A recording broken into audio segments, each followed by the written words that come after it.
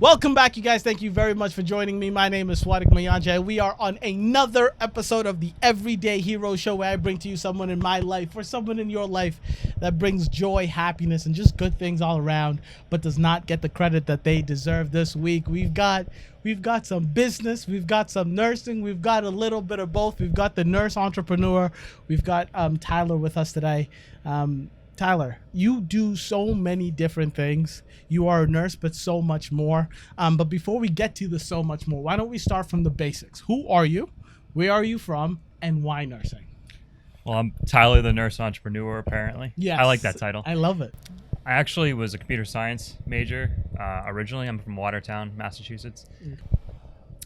Originally, I thought I was going to go into computers because that's what I like to do. I did a bunch of computer-aided design, advanced computer repair in high school. Yeah. So I wanted to go into something revolving around software. Wait, originally. before we go there, how old are you, Tyler? I am 29. Okay. 29. Okay, all Yep. right. Yeah. Okay, so you got into high school, you did some computer engineering, and then how did it go from I like computers to I want to be a nurse? Because that's a very weird jump. Yeah. How did that happen? Yeah, I mean, like most people, going to college, it's hard to pick one direction, one career. Yes. And my mom was is a nurse practitioner. Oh. Geriatric nurse practitioner. So that in was the family. That was a little bit of influence, Yes. changing careers, because I couldn't really, after the first year of college, I couldn't really see myself behind a desk all day. So I was looking for something more personable. You know, healthcare, you always have a job. Yes. So that's what people were telling me. My parents were telling me. So that's how I kind of made the switch. I knew there were a lot of different avenues in nursing, as you know. There's so many different things you can do once you get your degree. So it's kind of what happened. Oh, I love it. So see, I like that answer. The reason I like that answer is because it is realistic, right? So of course I'm a nurse, and I love that big grandiose story about, oh my goodness, my mom was taking care of this kid that had a heart attack in front of us while we hit a car crash. I love those grandiose stories. But the real answer is what gets most of you into nursing, what gets Tyler into nursing. And it's like, nursing is one of those professions where it's, I don't want to say easy to get into, but once you're in it, right? And like you said, the best part about nursing is that they are so very much a lot of avenues you could take it into. Was your dad in healthcare? No, my dad actually worked for Raytheon for a long time. He passed away in 2010. Oh, I'm sorry to hear. I apologize, brother. As well, I appreciate it. As well as a lot of other family members. So, coincidentally, me being in nursing school, Yes. when a lot of like family members were passing away, was actually a blessing, I guess you could say, because a lot of the skills I picked up along the way actually helped me in the spot that I was in as I was. It makes sense. No, it really progressing. It makes sense. That is a rough thing to get through, right? Yeah, That's a super absolutely. rough thing. It's a super rough thing to get through, and thank you for sharing that. I think that's huge. For sure. But I want to know a little bit more about your childhood, just because the mix between computer science, computer IT, and nursing, I feel like we'll get there. But any siblings? Do you have any siblings? One sister, and she's also a nurse. Is she really? Wound care nurse, yeah. Oh yes, I'm telling you, man. Nursing runs in the family. It's a family in the thing. blood. That's it's it. in the goddamn blood. Very it's true. in the goddamn blood. Okay, so right out of college. So did you graduate college with a bachelor's in nursing? Did you graduate with a bachelor's in IT? Minor in nursing? How did that go? So I went from computer science to undecided Okay. into nursing. So it took me not quite an extra year, maybe an extra year to graduate UMass Boston. Okay. So I got my bachelor's in nursing, which was just the 4-year degree. Of course. By the end. And so then once you graduated with your bachelor's in nursing, did you do any bedside nursing? I actually went straight into ECT at McLean Hospital, which is electroconvulsive therapy for major depressive disorder. Oh, wow. Patients that are like chronically depressed. So that's a combination of, I would say, psych and medical, but it's more of a clinic versus like a med surg floor or something like that. So have you done any med surg nursing? Yeah, I mean, not as a job right out of nursing school, because I worked full and then part-time at McLean Hospital, but I was at Mass General for 2 clinical rotations, one-on-one with the nurse. So I did some... Did you a preceptor? Yeah, preceptorship. So I did some work on the med-surg floor and then also in the ICU. Okay. So I don't want to be the guy that judges, right? But Right. you a lot of nurses say that you need to get some med surg under your belt, right? So how do you feel about that? Because I am in the total opposite field. I say, because there's so many avenues in nursing, find what makes you tick, find why you're a nurse, and go it head first all the way, right? Some people love med surg, some people like psych, some people like L&D, some people don't even want to do bedside. Yeah. Do you agree with me, or do you think it is a must that all nurses do med surg? I'd say it's a little bit of both, because you definitely gain a lot of skills by doing bedside nursing. Yes. So if you don't do that when you first graduate, you're obviously not going to remember everything you learned in nursing school, but and not pick up a bunch of stuff working independently. Yeah. But there's so many different avenues in nursing, so many different places you can work. Everywhere's going to be different. So, with some skills you may or may not pick up somewhere, you're going to pick up other skills other places or somewhere else. So I think it's impossible to know everything, which is why it literally is impossible. Which is why it's good to be kind of multidimensional, and you work different places at different times, and hopefully everything you acquire, the skill set you acquire over time, sticks with you somewhat. You progress, in that regard. So, okay, so now let's transition into, because I'm calling this, and probably the title is going to have entrepreneur somewhere, and we've just been talking about some bare bones like nursing so far. Right. But let me just, off the top of the dome ski right now, right? So you are the president CEO of Adaptive Healthcare. You are you have a ketamine clinic, infusion ketamine clinic in Boston. Startup in Boston, and you trade biotech equities. Yeah. Okay. Medical device. So, see, I can't even get the words out my mouth, man. That's how many things that this man is up to. So I want to find out, what did you jump into first? Was it the equities, the biotech equities? Was it the adaptive health? Sure. Where did you start, and then how did it branch off? How did it transition? Exactly. Yeah. So I first started trading biotechnology, medical device equities in 2010.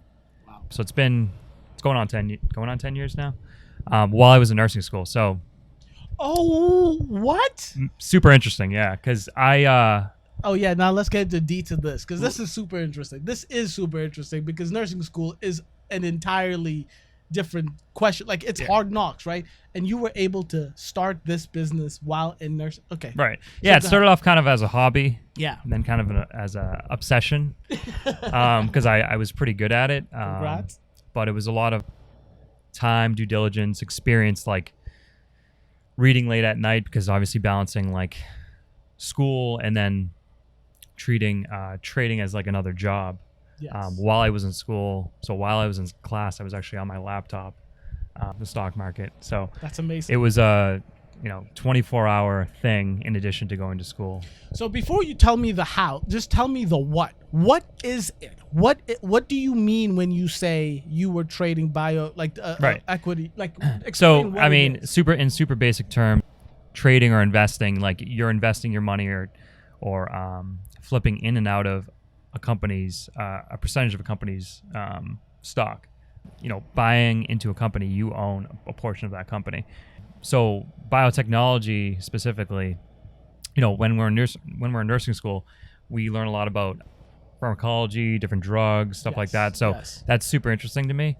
And biotechnology, specifically like microcap, smaller companies that don't yet have a drug on the market, reading about that stuff, unmet clinical needs, where a certain drug coming out could meet criteria for a disease that doesn't have any drugs approved for it, I find super interesting. So a lot of people find that boring. Yeah, me included. But you can make a lot of money, if you do proper due diligence, and something gets approved, where there was a need for it prior. Of course. So see, that is super interesting. And the thing I like about that is because trading stocks, being in that kind of investment type of business, it doesn't matter what. So yeah, you do specifically devices, medical technology and all that stuff, but it is impossible to be good at something like that without getting in the dirt, like knee deep in the dirty grind of things. You have to do your research. You have to be up to date with all of this stuff. Absolutely. You have to constantly be doing the reading. And like you just said, you were looking at the stock market and how it was going up and down and all of these things. I know nothing about that life, but what I do know is it's not easy, because if it was, everyone would be doing it. That is very true. I don't know. I really don't know. Is there an algorithm? Are you still in the business?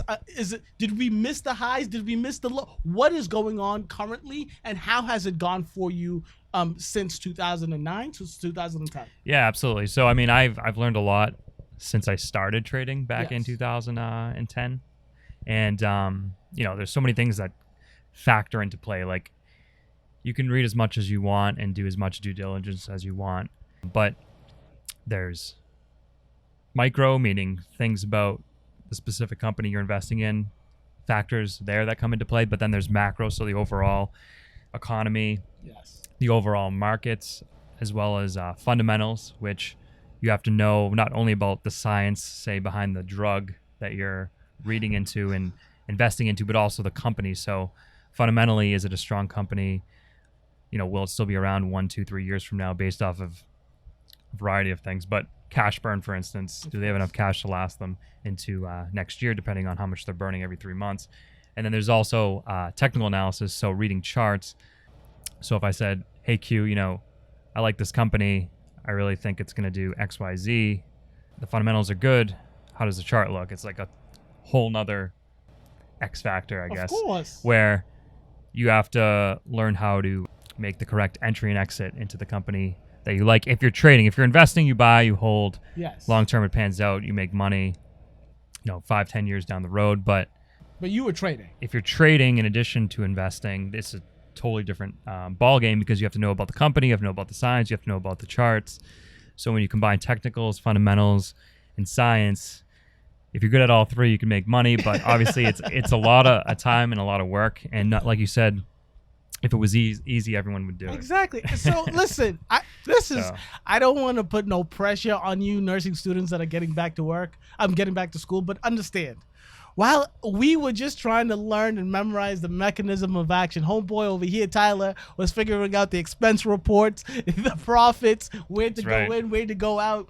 I mean, that is on a whole different level. Tyler, I respect 1,000%, because that is like dedication and like desire to an entirely different level. And did you know when you started doing this? And I want to know, how'd you get into, like, who told you about it? And once you got in, right, like the first week, first month, first couple of months, did you like, is this something I can do, like live off of? Or was it like, this is just a hobby, I'm making a couple of bucks here? Yeah, absolutely. So my dad was actually big into trading and investing when I was younger, which I knew nothing about. I was too busy playing video games.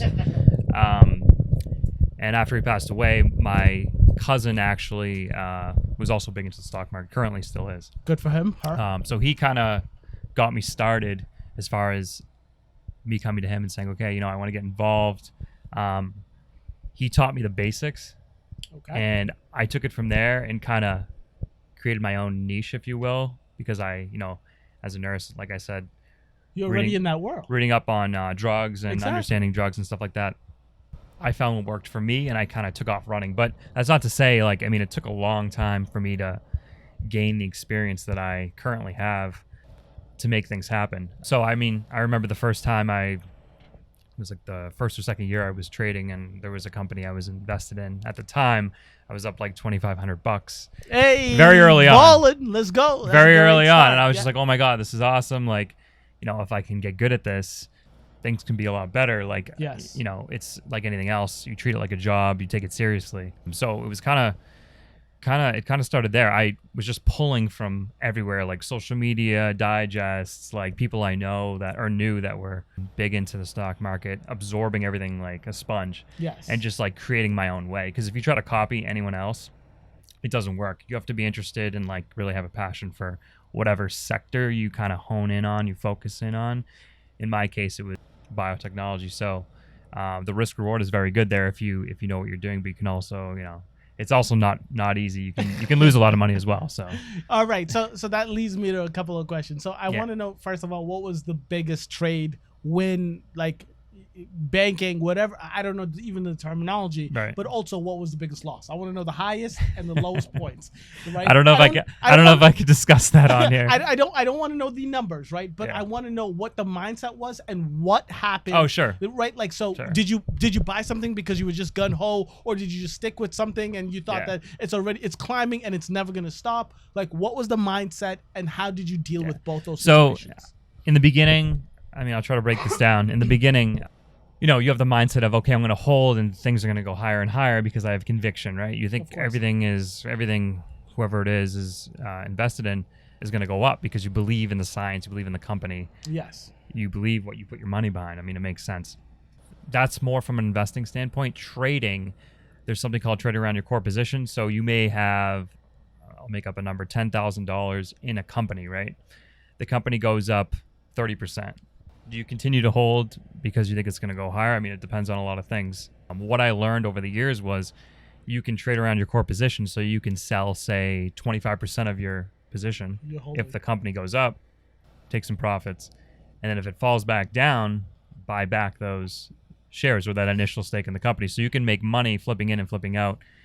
But wow. 100%, or I should say, the whole time you're still holding some 'cause sort of you've only stake in the sold company. 25%. Yeah, so I didn't do a lot of that in the beginning, but I learned, I mean, it's much more complicated than that, course. but I learned how to kind of trade more so than invest as time went on. I have I call it the 5-finger rule. Okay.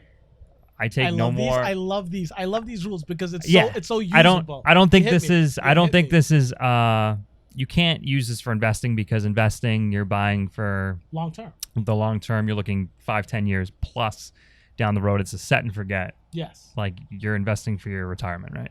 So trading, I don't think it's plausible to have more than 5 positions at once that you are trading in and out of, because if you want to know absolutely 100% everything there is to know about that company, like it's going to take a lot of time.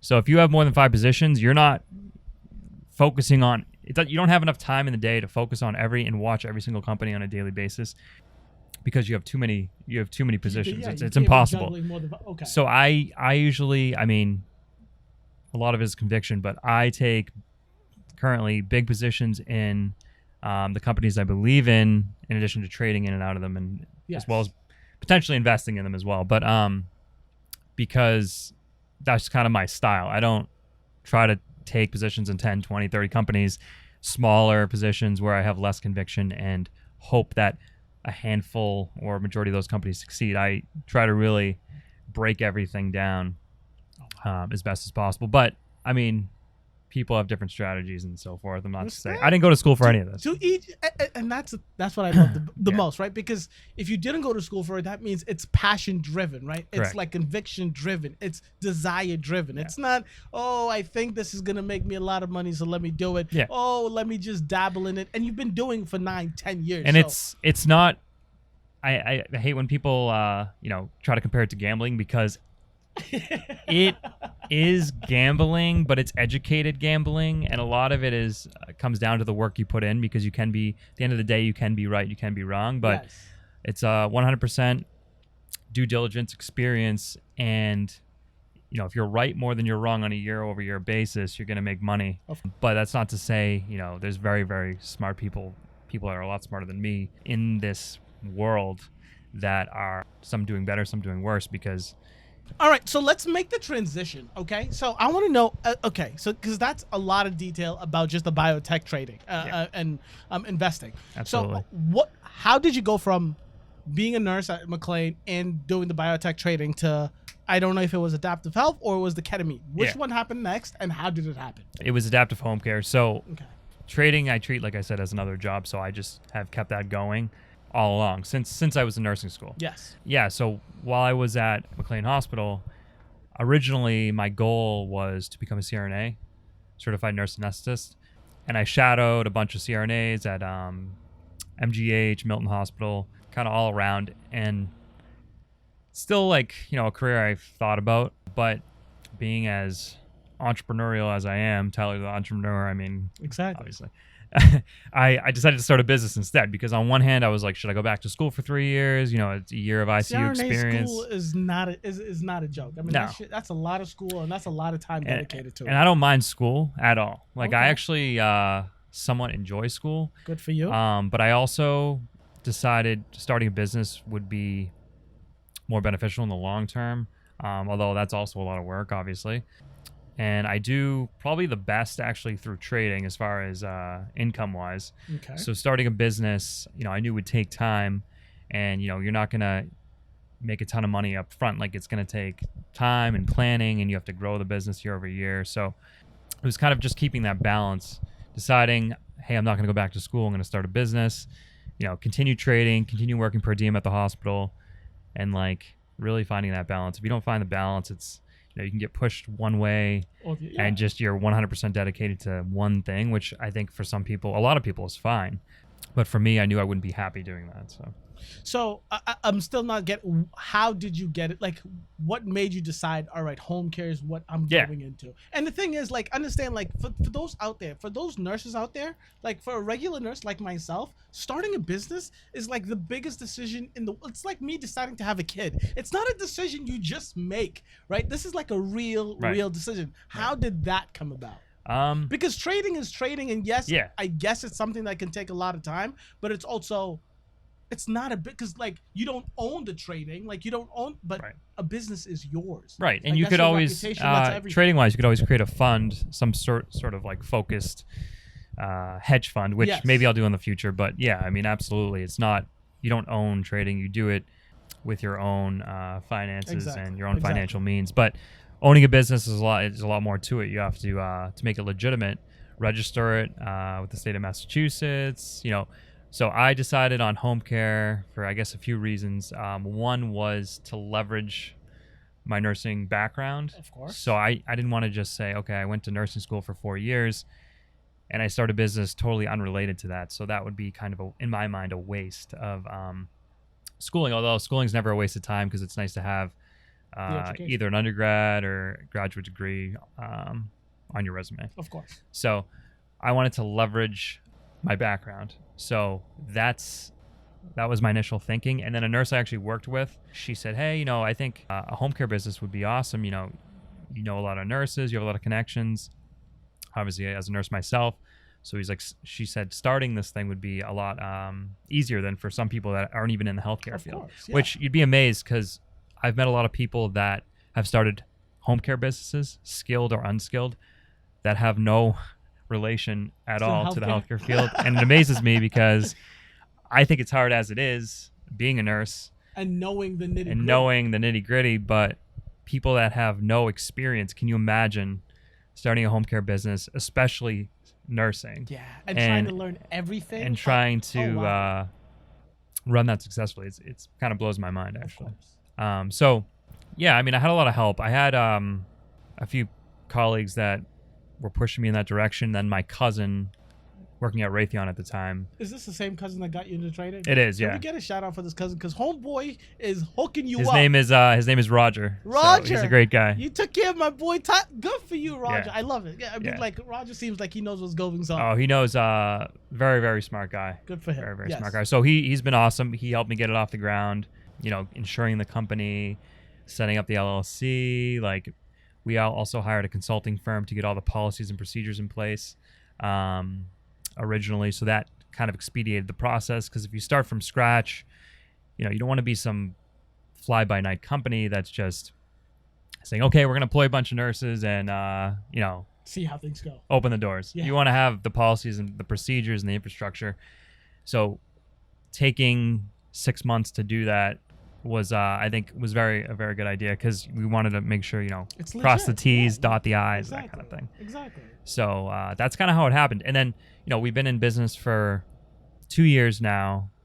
The main goal is to work on getting consistent referrals, which takes time because we didn't buy any existing business.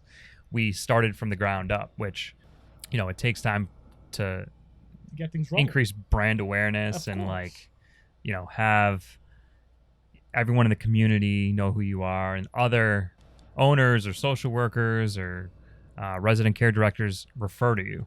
consistently. Yes. So it's definitely a grind. There's no question about that.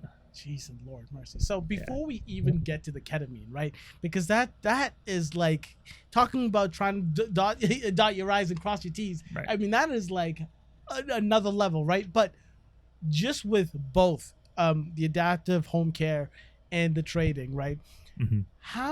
How do you divvy up your time? Is it like 80% the business, 20% the trade? Like, how do you manage all of Right. it? Because it is insane to me to know that you have basically 2 full-time jobs. Absolutely. And third, once we get to the ketamine. Yeah. Yeah. Plus, I still work per diem at McLean Hospital as well. Oh, stop. Tyler, you better stop. That's crazy. Yeah, no, trading definitely is 100. It takes 100% of my time, but we live in a society where you can do so many things and keep track of so many things from your mobile device, Yes, from your phone. So, I mean, 10, 20 years ago, doing what I'm doing now would be nearly impossible.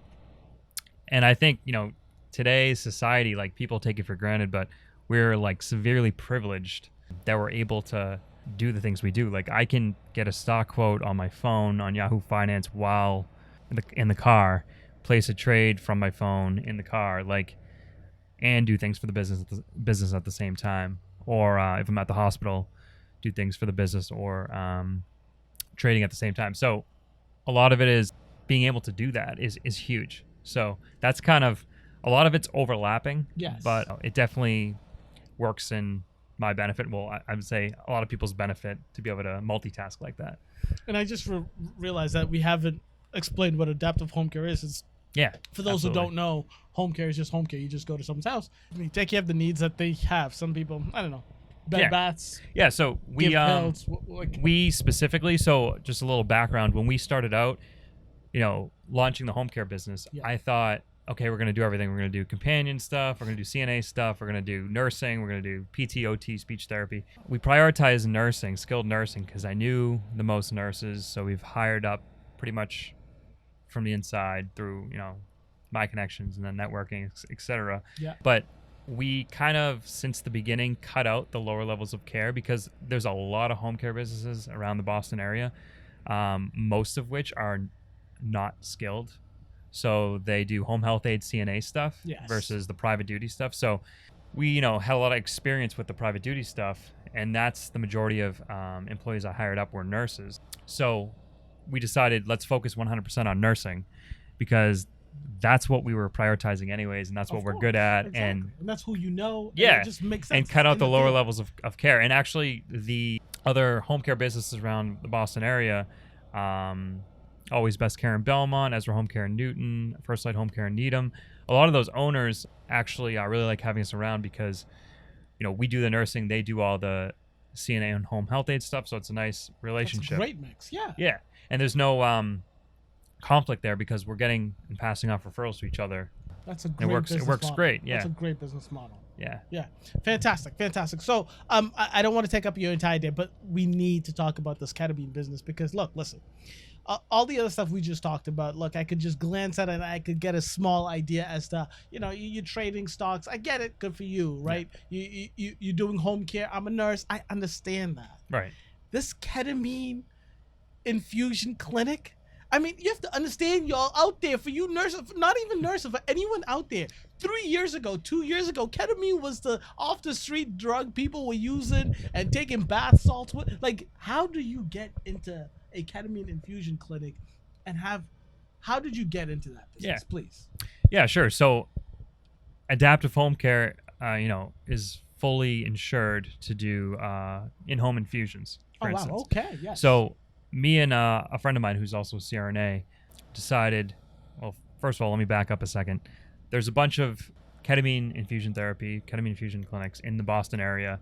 There's probably 4 or 5 that I know about. I had no idea. Currently administering this treatment for major depressive disorder.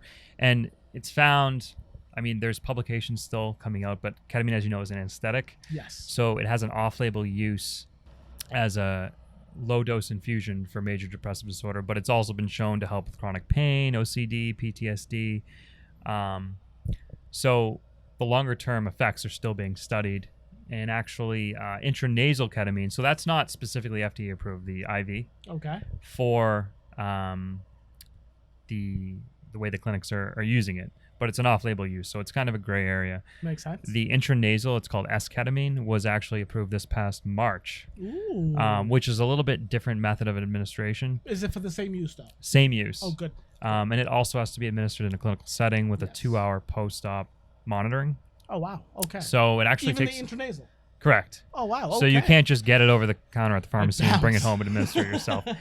But that being said, March, when that was approved, it should bring increased awareness and benefit the backing behind the drug. Yes. Because if the FDA approved the intranasal version and the IV version was being used prior, people may freak out and say, "Oh my God, I can't believe this is happening." Of course. But it should bring positive backing to the drug. So CRNA, friend of mine, and me were talking about this probably about a year and a half ago, and we knew there was a bunch of physical clinics in Boston.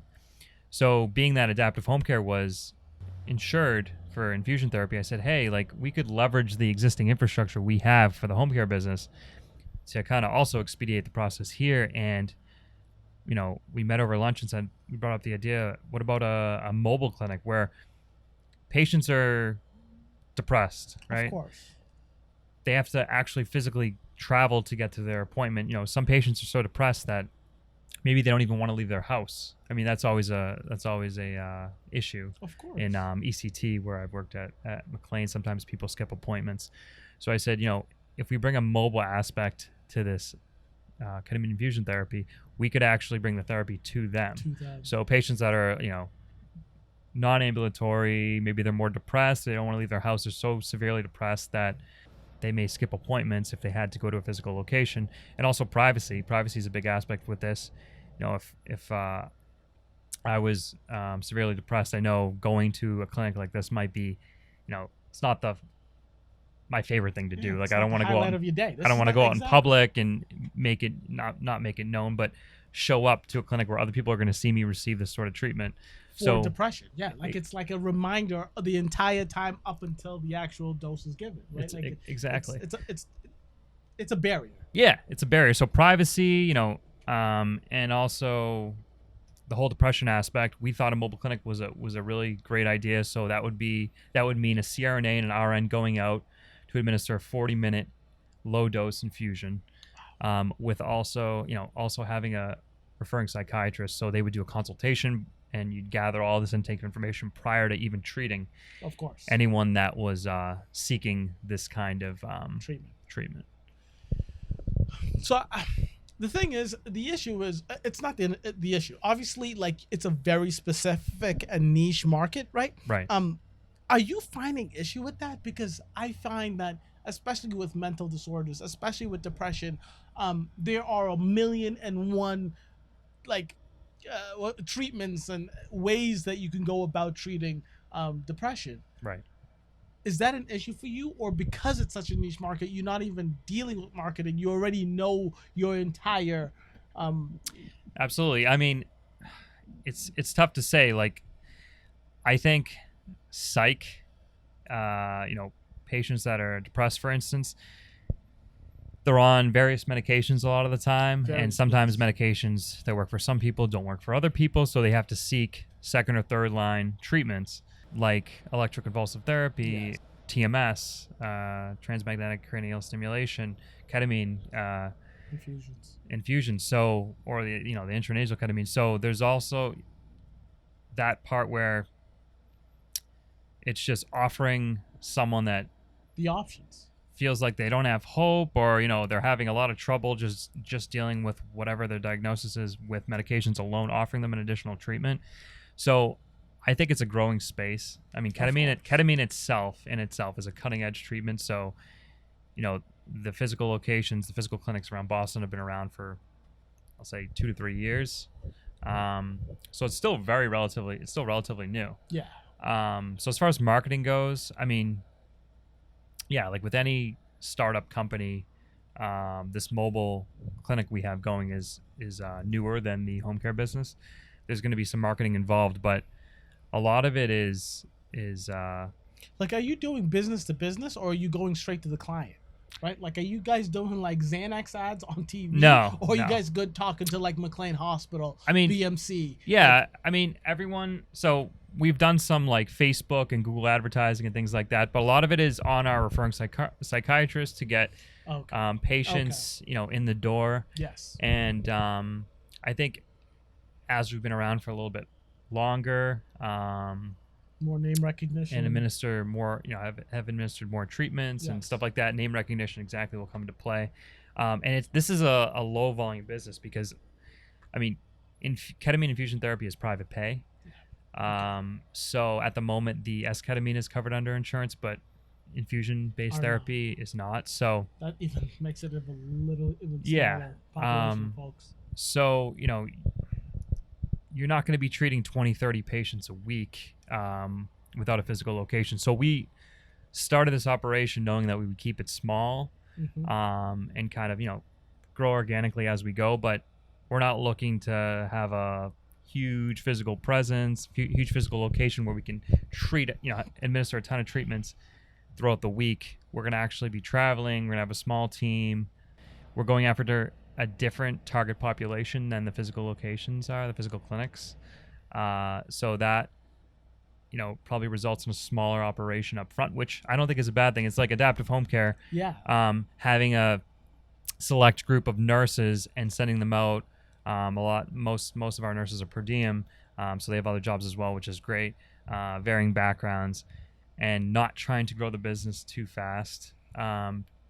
Meeting clients' expectations is always the goal. So you don't want to have to, hire up, accept as many patients as you can and hire up as many nurses as you can just to say like the business is growing. You want to make sure the quality is there, and I think with nursing, any sort of nursing, whether it be home care in the hospital, mobile clinic, if you don't have the quality, then it goes down the tubes. Exactly. I love all of this, and I think it's absolutely amazing, right? Because you're doing like so many different things, right? So I don't even want to know specific for the home care or the trading or even the ketamine. I want to know big picture. Tyler, like, what is big picture goals? Like, what is it that you want? Like, are you like the healthcare mogul? Like, you're gonna take over healthcare? You're gonna be the big guns here in Boston? Would be nice. Mass? Or is that the goal? I don't know if that's the goal. I haven't really thought about it from that aspect. Yeah. I always knew like nursing, from the nursing aspect, like whether it be working in a hospital or working for yourself, I guess as an entrepreneur in a home care business or a mobile clinic, whatever the case may be.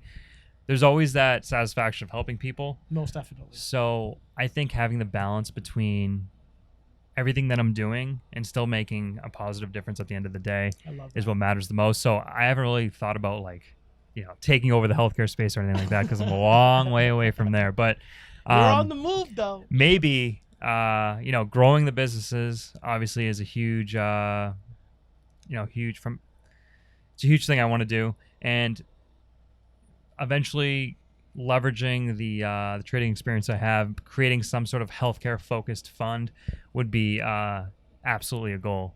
But I kind of take it year by year. I don't look like 5-10 years into the future and say like, I need to be here by X year, which I don't know.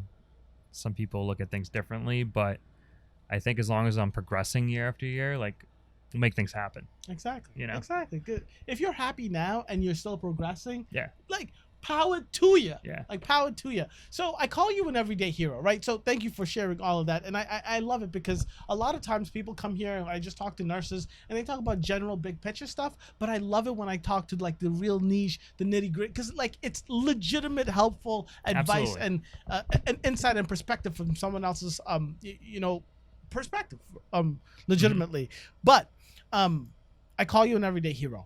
There's a bunch of nurses out there that work 12-hour shifts, that have 4 days off. There's a bunch of nurses out there that are thinking that they want to start a business, that they want to do something outside of the day-to-day bedside nursing. What advice do you have for any nurse out there that has any entrepreneurial spirit in them, or they want to start a business or anything in that space? Absolutely. Yeah. You have to First of all, just take the plunge. I think that's the number one step. Yes. Take the plunge. Don't try to copy anything that's already been done as far as, like you got to learn your own way. You can, like we hired the consulting firm to get our policies and procedures in place. I think that was something that helped expedite the process. But, you can read as much as you want. At the end of the day, you have to take action. You can say you're going to do, X, Y, Z over the next year, but at the end of the day, you still have to take action. So I think that's important. And also nursing, I mean, the biggest thing working, say in a hospital environment, is teamwork, right? Yes. So even if you're an entrepreneur and you decide to start your own business with whatever it is that's healthcare related, it always comes down to teamwork. So I love it. I mean, as an example, the home care business, I created a patient advisory committee. So if there were any ethical concerns, patient, family, outstanding issues, they could be brought to some sort of committee that has dinner like once every quarter.